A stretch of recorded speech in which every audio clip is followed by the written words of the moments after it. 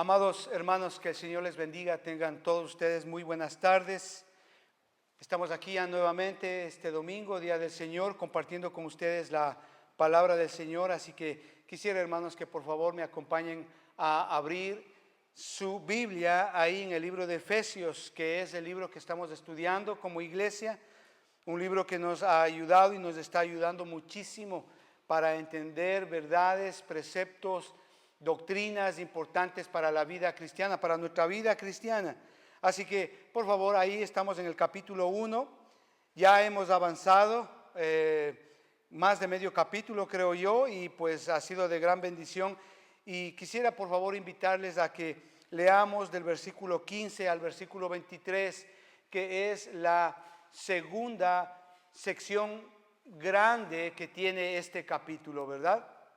Y vamos a explicarlo, así que vamos a leer, hermanos, desde el versículo 15 al versículo 23. Y la palabra de Dios dice así, Efesios capítulo 1 del versículo 15 en adelante.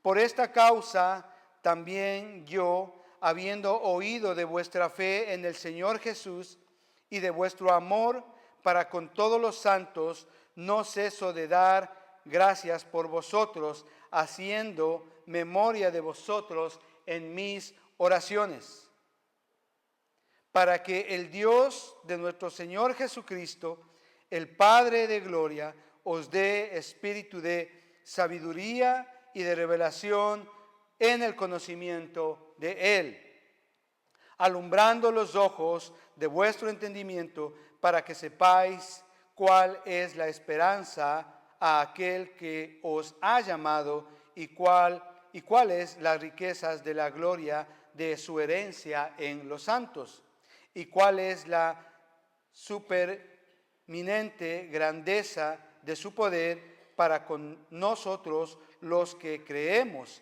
según la operación del poder de su fuerza, la cual operó en Cristo, resucitándole de los muertos y sentándole a su diestra en los lugares celestiales, sobre todo principado y autoridad y poder y señorío, y sobre todo nombre que se nombra no solo en este siglo, sino también en el venidero. Y sometió todas las cosas bajo sus pies y lo dio por cabeza sobre todas las cosas a la iglesia, la cual es el cuerpo, la plenitud de aquel que todo lo llena en todo. Padre, queremos pedirte en el nombre de Jesús hoy día por esta tu palabra, Señor. Oramos, amado Padre, para que por medio de tu Espíritu Santo, Señor, tú nos concedas ese don maravilloso de la fe y poder creer en lo que tú has dejado escrito acá en tu palabra. Oramos, amado Padre, para que cuando tu palabra sea expuesta, Señor, nuestros corazones, Señor, sean redarguidos de pecado, de justicia y de juicio, Señor. Padre, oramos, Señor, para que mientras tu palabra es expuesta, Señor, nuestros corazones sean formados a la imagen de Jesucristo. Ayúdanos, amado Padre, y te pedimos que mientras, Señor, tu palabra está siendo expuesta, Señor, y si hay gente que está escuchando por primera vez este evangelio, amado Padre, tú les concedas el don de la fe, Señor, para que una vez predicado el evangelio, Señor, y ellos hayan escuchado el evangelio, Señor, tú les otorgues el don de la fe y puedan venir al arrepentimiento, Señor, y puedan reconocer y creer en lo que tú hiciste, amado Jesucristo, Señor, y todas las bendiciones que tenemos en ti. Te lo pedimos esto, amado Padre, en el nombre de Cristo Jesús. Amén. Amén, hermanos. Bueno, realmente es un placer y, hermano, yo creo que cada semana el Señor nos va llenando nuestro corazón, ¿verdad? Cada semana el Señor va implementando más verdad en nuestros corazones y más amor, sobre todo para Él y por Él, ¿verdad? Hemos estado estudiando una gran cantidad de bendiciones, hemos estado estudiando una gran cantidad de doctrinas importantísimas para el creyente. Y así como para recordar un poquito de lo que vimos ya hace algún tiempo, Recuerde usted, amado hermano, que este libro, el libro de Efesios, nosotros lo podemos dividir en dos partes. Recuerda usted, la primera parte que va del capítulo 1 al capítulo 3, donde Pablo nos enseña lo que es doctrina, preceptos, conceptos, enseñanzas que nosotros debemos de entender y de conocer como creyentes. Y luego está la segunda parte, ¿verdad?, del capítulo 4 al 6, donde vemos la práctica, es decir, cómo aplicamos esos conceptos, esas doctrinas que hemos venido estudiando durante 3 capítulos, cómo los aplicamos en nuestra vida, cómo se ve en nuestra vida práctica, ¿verdad? Y es que hemos ido de la mano del Espíritu Santo de la eternidad pasada, cuando Dios en su amor, en su providencia, Él nos escogió aún antes de que naciésemos. Ahí en la eternidad pasada hemos ido a la eternidad futura, haber sido sellados por el Espíritu Santo para tener una certeza de salvación. Y en eso hemos visto todas las bendiciones que tenemos en Cristo. Es decir, todo lo que nosotros tenemos, lo que Dios ha hecho el Padre por nosotros, lo que Dios Hijo ha hecho por nosotros y lo que Dios Espíritu Santo ha hecho por nosotros, son bendiciones espirituales y son irrevocables y son eternas. Y eso precisamente es lo que Pablo está haciendo acá en esta primera parte de esta oración. De hecho, esta oración desde el versículo 3 al versículo 23 habíamos hablado que es una sola oración, ¿verdad? Y luego pues pudimos enfatizar que justamente la primera parte de esta oración Pablo está agradeciendo a Dios. Pablo está haciendo una oración de agradecimiento a Dios por todas las bendiciones que tenemos en Jesucristo. Sin embargo, como vamos a ver ahora, hoy día, Pablo ahora él está orando y pidiéndole a Dios es por nosotros ya. Y eso es lo que vamos a ver en estas semanas o las semanas que siguen. Y hoy día específicamente vamos a enfocarnos en el versículo 15 y en el versículo 16. Y si usted quiere ponerle un título a este sermón de hoy día, a la enseñanza de hoy día, podemos titularlo como una fe verdadera, un amor genuino. Y esto es precisamente lo que trata el apóstol Pablo en el versículo 15 y en el versículo 16. Es decir, que este libro lo podemos dividir en dos partes, ¿verdad? Una parte doctrinal y una parte práctica. Pablo también muestra aquí dos aspectos básicos del creyente. Lo que es el creyente posicionalmente, ¿sí? Es decir, con todas las bendiciones que tenemos en Cristo, y ve lo que es el creyente en la práctica, es decir, cómo vive, es decir, que la vida del creyente consiste en vivir de acuerdo a lo que es en Cristo. Eso también nos muestra este libro de Efesios, muy bonito. Le voy a poner un ejemplo para que usted entienda. Ahora que ya pasó pues la Copa América, pasó la Eurocopa, yo creo que todos estuvieron viendo el fútbol, ¿verdad? Yo creo que acá a la mayoría le gusta el fútbol, ¿verdad? El fútbol, usted sabe, en el fútbol es importante que cada jugador juegue en su posición. Es importantísimo eso. ¿Por qué? Porque es ahí donde el entrenador le pone, ¿por qué? Porque sabe que es ahí donde ese jugador va obviamente a jugar mejor. Sabe que ese jugador va a ayudar a su equipo, ¿verdad? Pero cuando el jugador abandona su posición o no sabe cuál es su posición, obviamente eso no es bueno para el equipo. Imagínese al arquero abandonando su posición y yéndose a jugar de delantero, por ejemplo. Imagínese, eso no, obviamente no está bien. Y obviamente el entrenador, cuando eso pasa o algunas veces pasa, que el jugador abandona su posición, el entrenador le grita: regresa a tu posición, ocupa tu puesto, le dice, ¿sí? Así que no importa si el jugador está bien preparado físicamente o está bien preparado psicológicamente, fuera de su posición, el jugador es inútil y no ayuda. Algo así es en la vida cristiana. Posicionalmente estamos en un equipo que se llama cristiano y Dios nos ha dado recursos, las bendiciones que hemos venido viendo nosotros del capítulo, desde el versículo 3 al versículo 14. Él nos ha dado bendiciones, recursos para justamente ser y vivir y estar en esa posición en la cual nos ha dado. Y obviamente esa es nuestra responsabilidad, de jugar en la posición en la cual Dios nos ha dado en Cristo.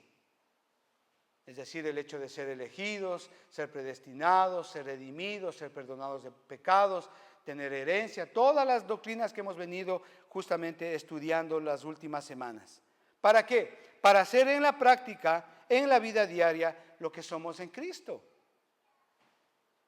Muchas veces el entrenador ahí en el camerino antes del partido, recuerda a ustedes los que han jugado, el entrenador pues pone ahí en la pizarra, dibuja la pizarra ahí, dibuja y les pone a cada jugador en una posición determinada. Por ejemplo, a Rodrigo, tú vas a jugar de defensa. Robin, vas a jugar en esta posición, tú eres delantero. Henry, tú vas a jugar de extremo derecho. Andrés, tú vas a jugar de arquero. Entonces, así el entrenador les pone en la pizarra. A cada jugador les ubica, les da una posición determinada.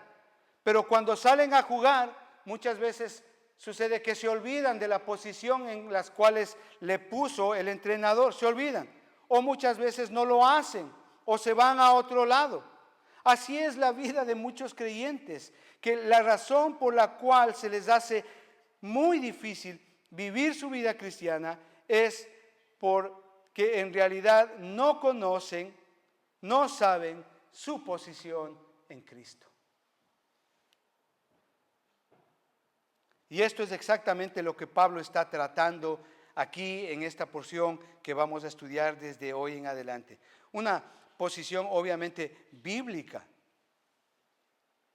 para saber y entender cuál es nuestra posición en Cristo. Entonces, una vez que usted entienda cuál es su posición, cuál es su base, quién es usted, dónde pertenece, cuáles son sus recursos, cuál es el poder que opera en usted, es decir, el Espíritu Santo, que ya lo vimos, entonces usted podrá vivir una vida cristiana que glorifica a Dios. Y Pablo le da gracias a Dios por todas las bendiciones posicionales que tenemos en Cristo. Ahí desde el versículo 3 al versículo 14. Y todas las que hemos hablado y hemos enseñado acá, que son irrevocables y que son eternas. Y Pablo las pone ahí, si usted se da cuenta, Pablo las pone ahí, en orden, de manera que podamos entender dónde estamos posicionalmente en Cristo. Ahora Pablo pide ayuda a Dios desde el versículo 15 en adelante. Le pide ayuda a Dios, ¿para qué? Para que comprendamos y entendamos los recursos, las bendiciones que tenemos en Cristo.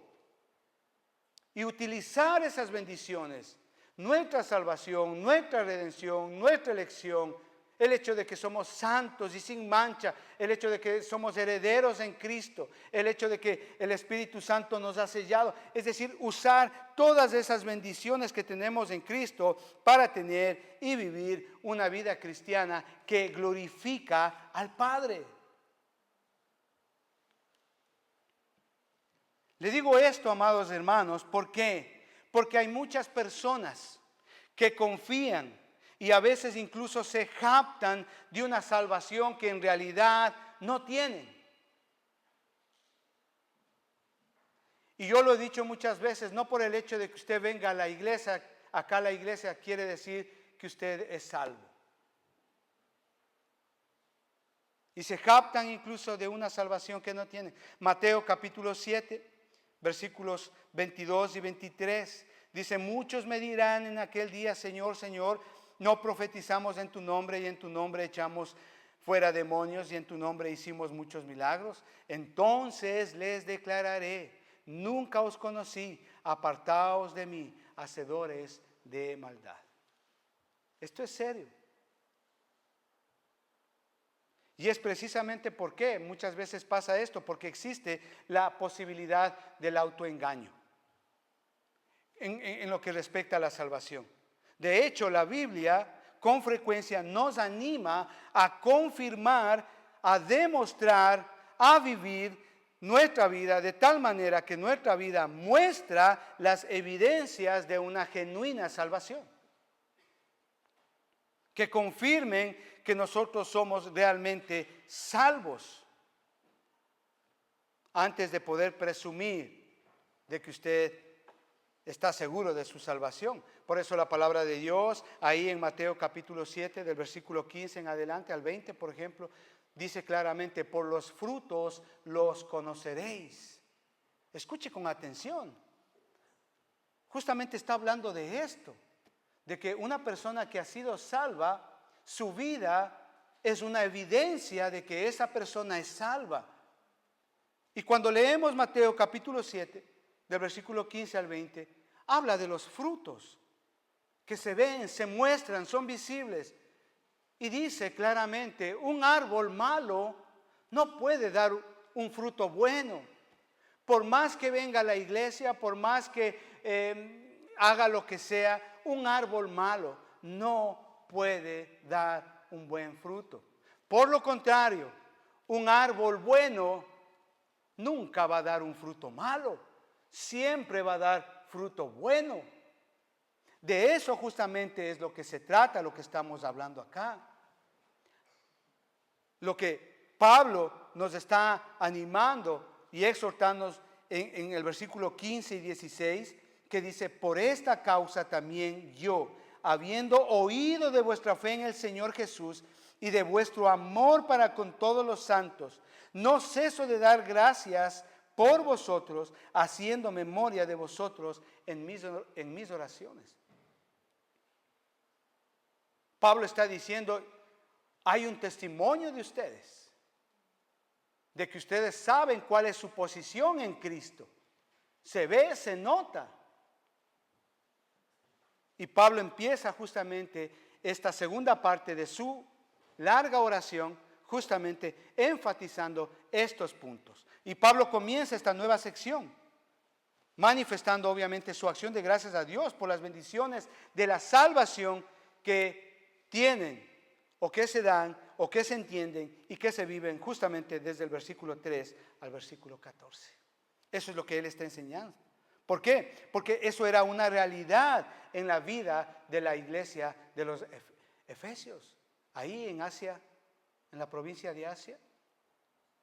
Esta carta fue dirigida a toda esa región de Éfeso, a todas las iglesias, y era leída. Y Pablo conocía el testimonio de ellos. Es decir, que Pablo da por sentado que todas estas cosas son una realidad en la vida de ellos, porque presentan evidencias palpables en sus vidas de que eran creyentes genuinos. Se veía en la práctica lo que ellos eran en Cristo. El mensaje, obviamente, para nosotros es que la verdadera salvación debe de evidenciarse en la vida de aquella persona que dice ser creyente. Antes de pretender decir que está seguro en Cristo o decir que eres cristiano, debemos de asegurarnos que tengamos una vida que evidencie esa salvación. ¿Cuáles son las evidencias de esa salvación que confirman que alguien realmente, o que esa persona realmente está seguro en Cristo? Estas evidencias son muchas a lo largo de la palabra de Dios. Sin embargo, las que vemos en el versículo 15 y en el versículo 16, las que Pablo menciona, pienso y considero que son dos básicas e indispensables que cada creyente debe de manifestar si es que realmente está seguro en Cristo, si es que realmente es salvo. ¿Cuáles son? La primera, ahí la tenemos, versículo 15. La verdadera salvación o el verdadero creyente es aquel que muestra una fe correcta. ¿Por qué? Porque dice que habiendo oído de vuestra fe en el Señor Jesús.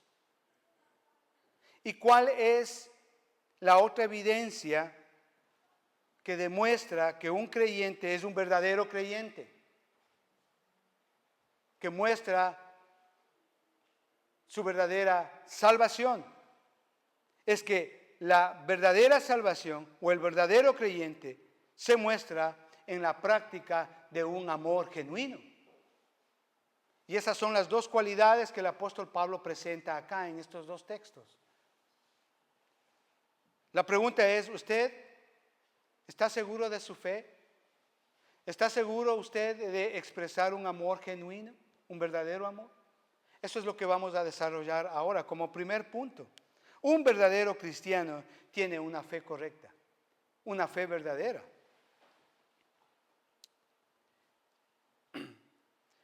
Para esto yo quisiera recomendarle que por favor lea el capítulo 2 del libro de Santiago. Es un capítulo que le va a ayudar mucho a entender lo que vamos a explicar ahora. Le recomiendo que lo haga en casa. Pero veamos ciertas cualidades de esta fe salvífica.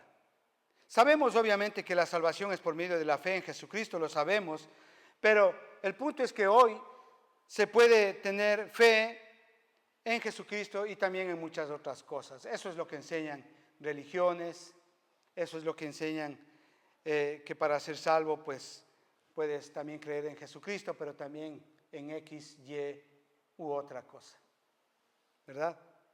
Pero ¿cuáles son las cualidades bíblicas que muestran que un cristiano tiene una fe correcta, una fe salvífica? ¿Cuál es una de las cualidades? Vamos a ver algunas, 3 o 4 vamos a ver hoy día. La primera es que la fe que salva está puesta en el objeto correcto. ¿Puede ver usted ahí, versículo 15? Ese objeto correcto es la persona de nuestro Señor Jesucristo. Él dice claramente ahí,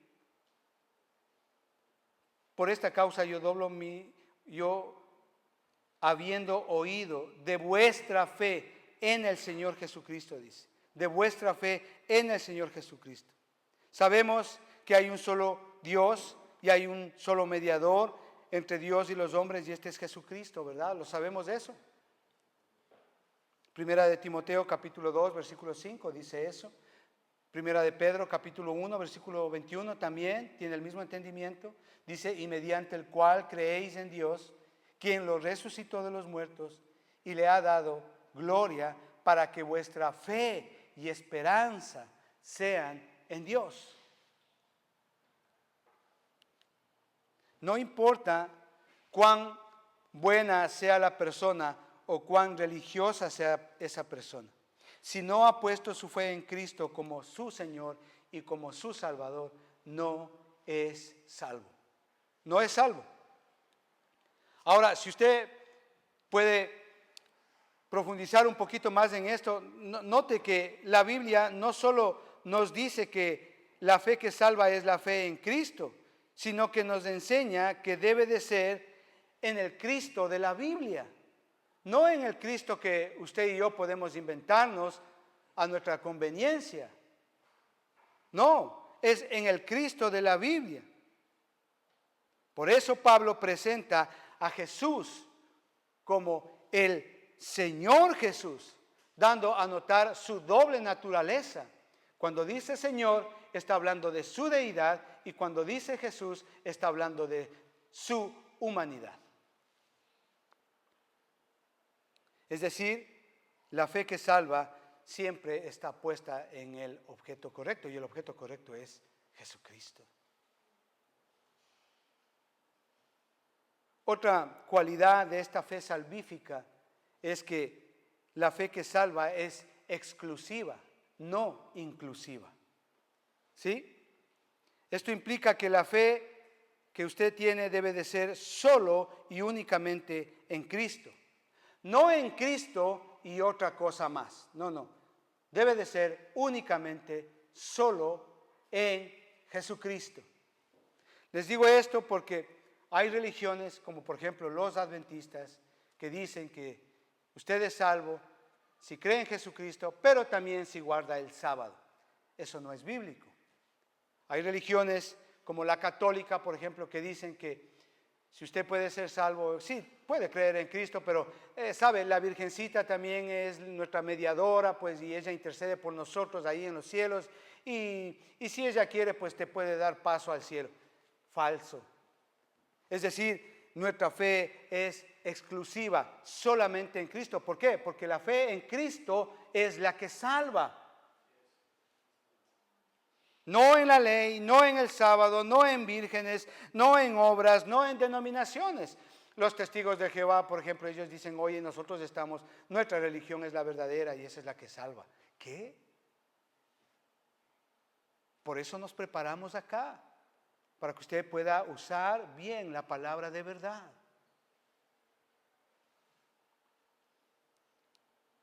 De hecho, ese era un problema en la iglesia ahí en Gálatas capítulo 5, versículo 4, es de todo lo que estamos hablando. De Cristo os desligasteis, dice ahí.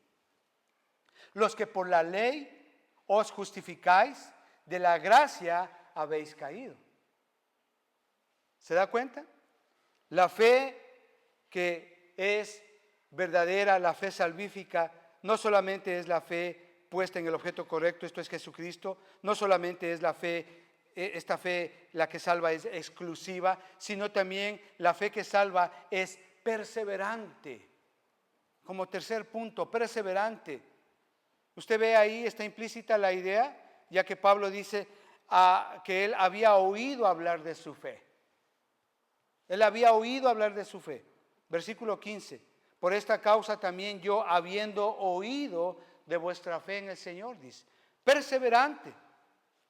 Es decir, que no solo los conocía, sino que había él escuchado de ellos y su perseverancia en la fe, a pesar de todas las circunstancias que pasaban. De hecho, en esa parte de Éfeso había mucha persecución, muerte.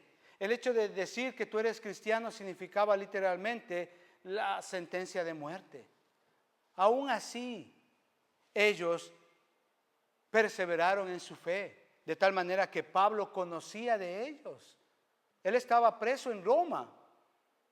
La distancia de Roma a lo que es hoy Turquía, imagínense, es grande.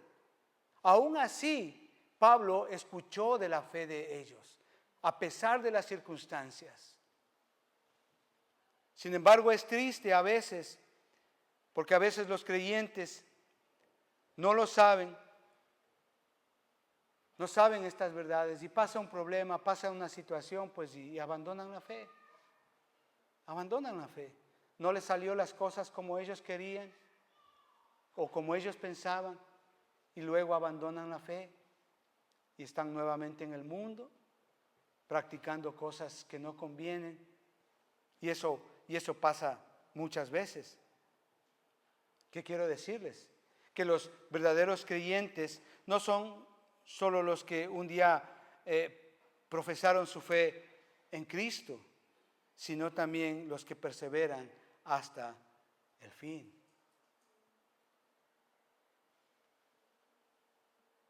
La fe que salva reconoce a Jesucristo como su Señor y todo lo que esto implica.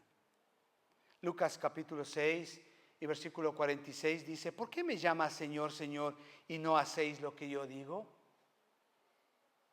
Mire, la fe que salva es la que realmente se somete al señorío de Jesucristo.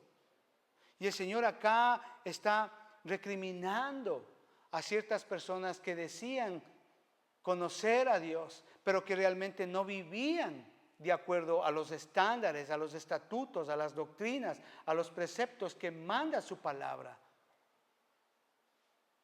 Y le dice, ¿por qué me llamas Señor, Señor y no haces lo que yo digo? Si ve, la fe que salva reconoce a Jesucristo como Señor, como su Señor. Si usted realmente es un hijo de Dios, si realmente usted es salvo, entonces usted se somete a lo que Dios dice en su palabra. Si el Señor dice no robarás, entonces no robo. Si el Señor dice no cometerás adulterio, entonces no cometo adulterio. Si el Señor me dice que vayas por la derecha, entonces yo voy por la derecha. Así se ve un cristiano que sabe cuál es su posición en Cristo. Así se ve un cristiano que realmente es salvo. No juega con el pecado. Lo vamos a ver más después. Se somete a Dios, se somete al señorío de Jesucristo. Él no está cuestionando. ¿Y qué hay de malo en ir a bailar? ¿Y qué hay de malo en traerme las cosas de mi trabajo? ¿Y qué hay de malo en irme a una discoteca? No. Eso no hace un verdadero creyente. Un verdadero creyente se somete al señorío de Cristo y sabe cuáles son sus parámetros. Mateo capítulo 7 y versículo 21 dice: no todo el que me dice Señor, Señor, entrará en el reino de los cielos, sino el que hace la voluntad de mi Padre que está en los cielos. O sea, esto es claro.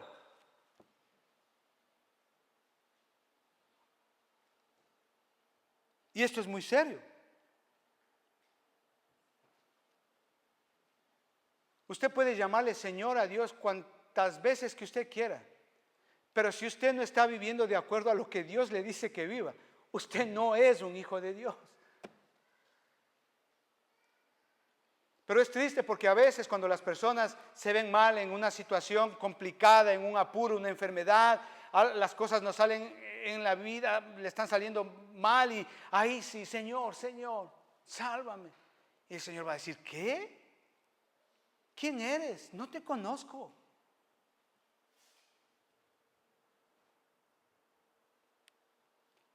La fe que salva reconoce a Jesucristo como su Señor. Y eso se ve, se muestra, es evidente en la vida de aquella persona que dice ser creyente. Esto nos lleva al segundo punto, que un verdadero cristiano practica un amor genuino. Un amor genuino. Mire, haciendo un contexto de lo que hemos estado viendo a lo largo de estas semanas, la salvación no solo es un trámite legal o judicial delante del trono de Dios, no, o o delante del tribunal de Dios, no. Incluye también una transformación o cambio interior. Y a esto se lo llama, bíblicamente se le conoce como la regeneración o el nuevo nacimiento, bíblicamente hablando, que siempre se manifiesta en la forma de vida de aquella persona que dice ser creyente. Se ve, se nota.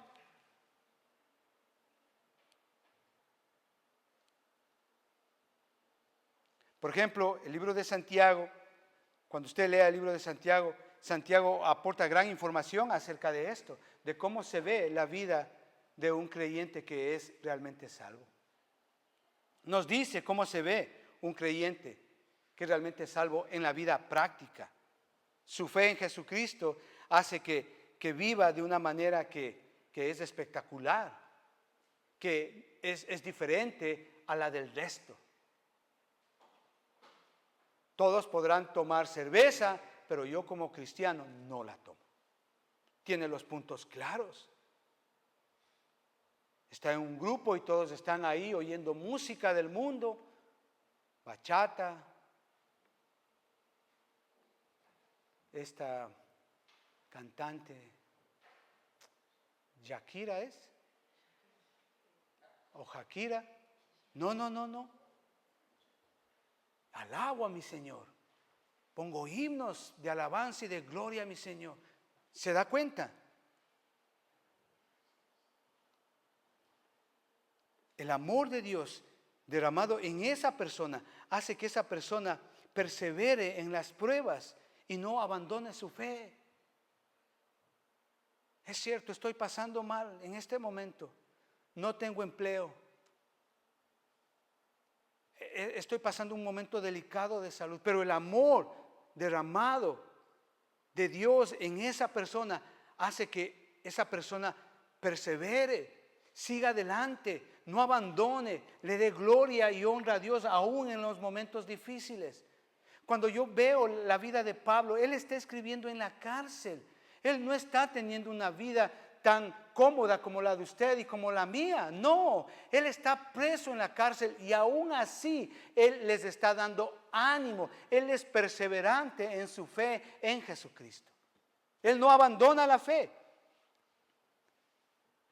Cuando una persona es llena del amor de Dios, tiene misericordia con el necesitado. Le ve a una persona, independientemente que sea hermanito de la iglesia, o que sea un amigo, o que sea un hermano, está en necesidad, yo le ayudo. Inmediatamente le ayudo. Voy esa milla extra, ¿verdad? A veces, pues, de nada vale a veces hacer un favor a alguien que sabes que te va a hacer un favor de vuelta. Ese no es el punto aquí. El punto es hacer un favor a los que necesitan. ¿Por qué? Porque no hacemos acepción de personas. Eso es lo que nos habla ahí en el libro de Santiago, capítulo 3. El amor del Señor derramado en nosotros se ve, se nota. ¿Cómo? Al usar nuestra lengua. Lea Santiago capítulo 3, usted va a aprender de eso. Una persona que tiene una fe salvadora y que está llena del amor del Señor, sabe usar su lengua, no habla palabrotas.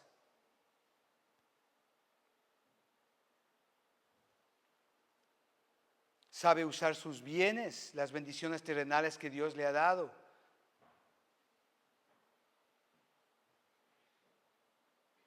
El amor de Dios derramado en esa persona hace que ese creyente sepa y entienda.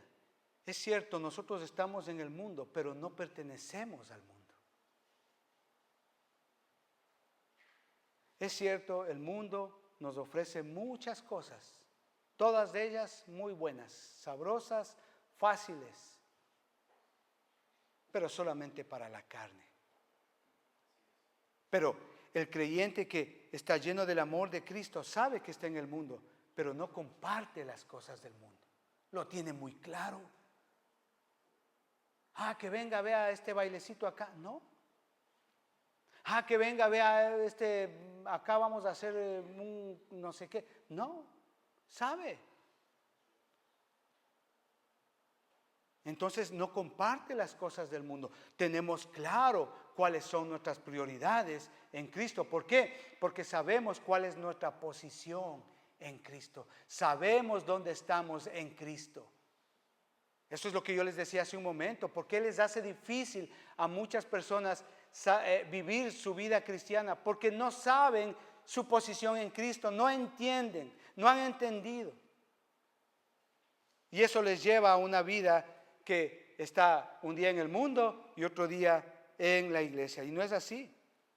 Cuando leemos no solamente el libro de Santiago, sino también cuando leemos la primera epístola de Juan, también nos da más información de cómo un verdadero creyente se ve en cuanto a su expresión de amor genuino. Se nota. ¿Por qué? Porque reconoce su pecado. Mire, cuando usted está lleno del amor de Dios, lleno del Señor, lo primero que hace el Señor en nuestras vidas es redarguirnos de pecado.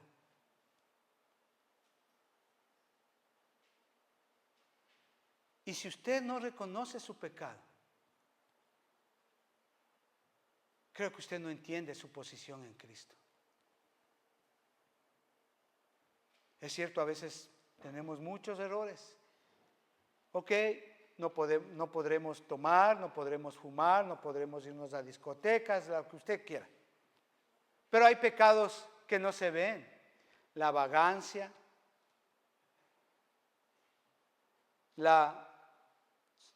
el hecho de ser desasiados, mentirosos, envidiosos, mezquinos, arrogantes, altivos.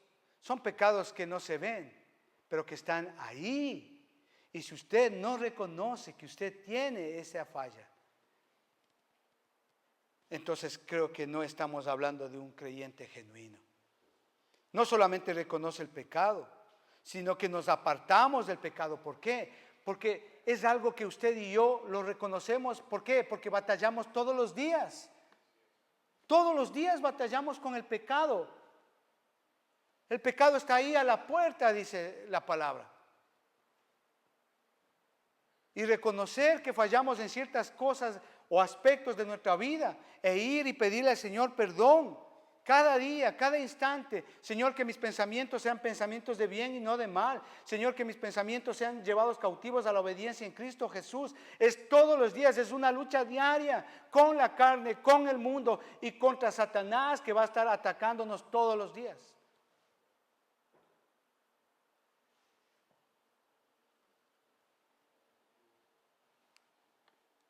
¿Cómo se ve un cristiano que está lleno del amor? Se sujeta a los mandamientos de Dios.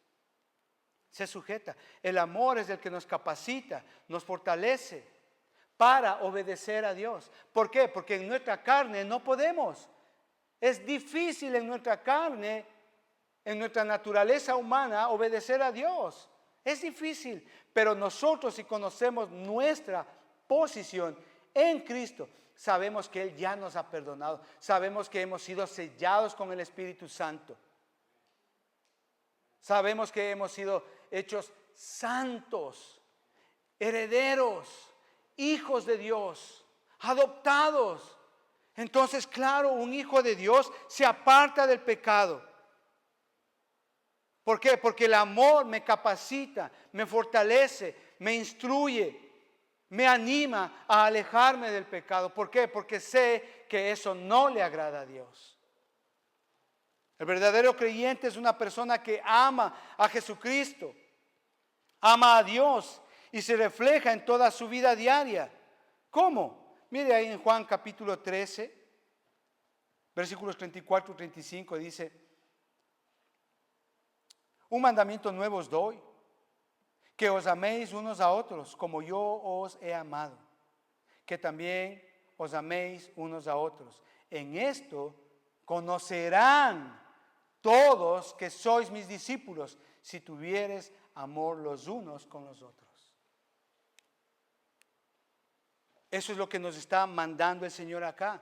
Amar al prójimo. No solo cuando las cosas van bien en la vida de los hermanos o del prójimo, ¿verdad? ¿Cuántas decepciones ha tenido usted con un familiar, con un amigo? Nos han decepcionado, es cierto, pero aún así debemos de perseverar en el amor, no juzgarles, sino amarles a ellos y exhortarles en amor y hablarles en amor. Y ese amor nos capacita para ir de rodillas y orar por el corazón de esas personas. Por eso ahí en 1 de Juan capítulo 3, versículos 16 en adelante dice: en esto hemos conocido el amor, en que Él, es decir Jesucristo, puso su vida por nosotros. Y luego dice: también nosotros debemos de poner nuestras vidas por los hermanos. ¿Está dispuesto usted a hacer eso? Mire, un verdadero creyente, un verdadero hijo de Dios, una persona, un creyente que realmente es salvo, está dispuesto a poner su vida por otras personas. Eso es lo que dice ahí. Pero dice: el que tiene bienes de este mundo y ve a su hermano tener necesidad y cierra su corazón, y cierra contra él su corazón, ¿cómo mora el amor de Dios en él? Hijitos míos, no amemos solamente de palabra, sino también de hechos y en verdad. El amor se expresa, se ve, se manifiesta, se nota. No juzga, no condena. Y Pablo desea que los creyentes de Éfeso comprendieran las grandes riquezas que tenían en Cristo. Y esto también aplica para nosotros hoy día. Pablo sabía de su fe en Cristo. Pablo sabía de su amor y esto trae gozo a Pablo. La vida cristiana, amados hermanos, está en base a dos dimensiones: la fe hacia Dios y el amor hacia el prójimo. ¿Tu vida como creyente está conducida de esa manera? ¿Está en base a esos dos aspectos? Recuerde que Pablo escribe esta carta cuando él está en la cárcel. Y aún así él les anima a que vivan y se gocen de todas las bendiciones que tienen en Cristo. Se da cuenta que Pablo en ninguna parte de esta oración, que es una de las oraciones más largas que hay en la Biblia, aún así Pablo en ninguna parte de esta oración, Pablo ora por cosas materiales para los de la iglesia de Éfeso. No lo hace. Su énfasis está en lo espiritual, en las bendiciones que ellos tienen en Cristo y por ende en el carácter del cristiano. Él no le pide a Dios que les dé lo que ellos no tienen, sino más bien ora para que Dios les revele lo que ellos ya tienen. Ese es el punto de esta parte de esta oración. Por eso él pide ayuda a Dios. Así que, hermano, ¿está usted realmente consciente de la posición que usted tiene en Cristo? Si usted dice sí, entonces se ve en su vida. Se debería de ver en su vida práctica, en su vida diaria. ¿Cómo? Mostrando una fe genuina en Cristo. Y dos, mostrando un amor genuino hacia los demás. Padre, te damos gracias en el nombre de nuestro Señor Jesucristo. Padre, queremos agradecerte hoy por tu palabra, Señor. Oramos, Señor, para que en el nombre de nuestro Señor Jesucristo, Señor, tú nos ayudes a entender y a comprender y nos des la sabiduría, Señor, para poder vivir de acuerdo a todas las bendiciones que tú nos has dado en Cristo. Señor, ayúdanos a entender la posición que tenemos en Cristo, Señor. Padre, no permitas, Señor, que nuestra fe que tenemos en ti sea compartida con otra cosa. No, Señor. Ayúdanos, Espíritu Santo, a establecernos en la fe que es en Jesucristo. Señor, oramos, amado Padre, para que el amor que tú has derramado en nosotros por medio de Jesucristo, nosotros lo podamos manifestar a aquellas personas que lo necesitan, a nuestros hijos, esposas, familiares, amigos.